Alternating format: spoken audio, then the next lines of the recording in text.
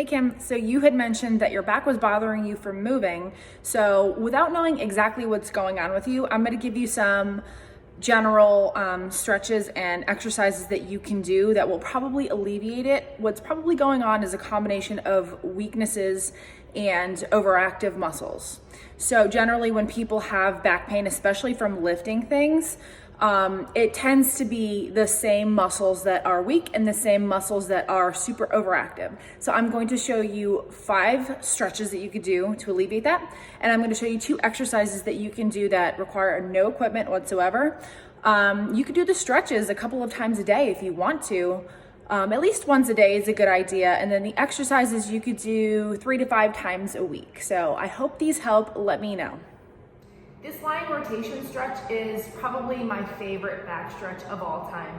So what you're going to do is you're going to lay on your side. We're going to bend the knees, and you want the knees to be at 90 degrees, just like this from the hip, 90 degrees to the hip. My hands are placed on top of each other. And what you're going to do is relaxing your head. You can always place a pillow or something underneath your neck. We're going to take this arm and keeping the knees together, you're going to open up nice and big and try to get that arm as far down and as close to the floor as possible. You're going to hold that position for about 5 to 10 seconds. And then I'm going to have you reach past your hand that's on the floor to get an upper back lat stretch a little bit, a few seconds. And then you're going to open up again, keeping the knees together and trying to get that arm as close to the floor as possible. I recommend doing 10 on each side. People with tight backs generally tend to have tight hamstrings, especially if you're sitting a lot during the day, whether you're driving or you're at a computer. So a good hamstring stretch is to take a band or even a towel, take one leg, you're going to lay it completely flat, you're going to straighten, you're going to pull that leg up. I want you to try to get it to 90 degrees without too much flexion in the knee. And you're going to hold that stretch. Now if you want to get your calves in there too, you're going to pull down a little bit and you're going to just simply flex the foot a little bit. It goes really deep into the calf. Just holding here for about 20 seconds is perfect. And then you're going to switch to the other side, holding for 20 seconds. You can do this about 2 to 3 times per leg. My second favorite stretch of all time is the piriformis stretch. I find that when my back hurts or is really, really tight, this almost always completely alleviates the pain. So what you're going to do is you're going to lay down flat. We're going to take one leg, ankle on the knee. Now you're going to lift this leg up and you're simply going to hold it right here. You should be feeling that leg that's up right under the glute, in the glute area.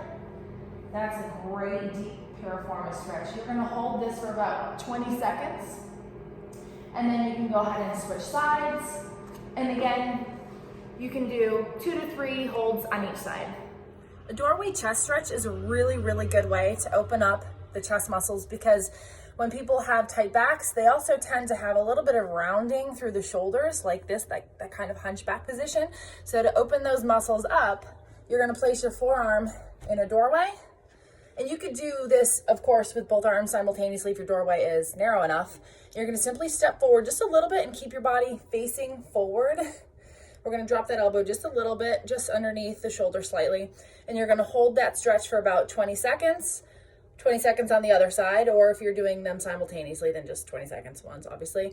And then do that 2 to 3 times. I actually recommend people do that first thing in the morning. When they're walking into the bathroom, they're going through the doorway. It's the first stretch that you do of the day. It opens you up. It gets you standing taller, breathing deeper. So definitely try that first thing in the morning. Another great stretch that you can do that will open up your entire back and your lower body is what I call a grab and pull. So you're gonna hold on to something that's very firm and steady, like I'm holding onto my cage right here. What you're gonna do is you're gonna open up your feet nice and wide. You're gonna send your hips back. And you are allowing a nice pull from the upper body. So you're pretty much putting a lot of your weight behind you right now, and you're just letting the upper back and the lats stretch nicely.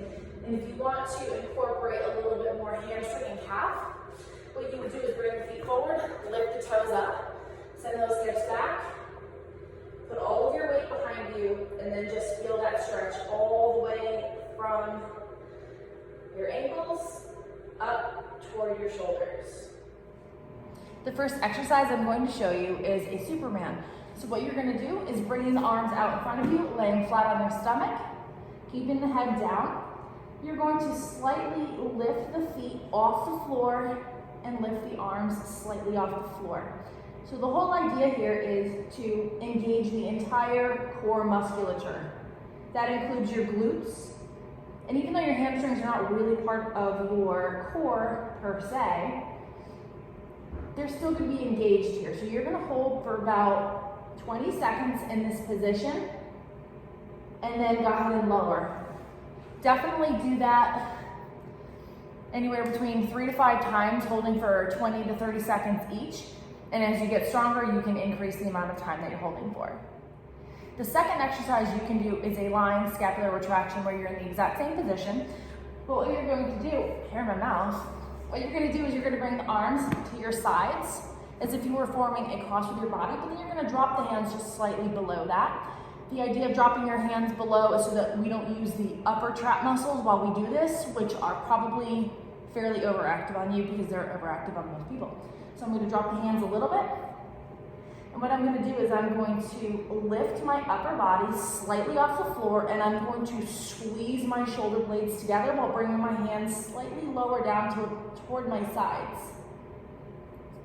We're going to hold for a few seconds and then lower. You're going to bring it up again. Now when you're doing this, you're thinking about squeezing a pencil between your shoulder blades. If you were to get up and walk around in this position, you would be able to hold that pencil there. And then you lower it, and then one more time. I know it's kind of tough to see from this angle. I'm doing this by myself, I'm sorry. You're gonna lift a little bit, squeeze the shoulder blades as hard as you can. If you feel the shoulders lifting up into your ears, drop them down and hold that position. Think about, again, squeezing the shoulder blades so that you engage those mid-back muscles, and think about squeezing your lats as well. And then lower. Do that about 10 times, 2 to 3 times. And again, those 2 exercises can be done multiple times a week. So feel free to do those exercises every single day if you want to. I hope those exercises and stretches really help you. Please do them for 2 to 3 weeks and then give me some feedback. Let me know. If you want, I can give you some more exercises to progress you further, but definitely start there and I think you're going to feel a big difference.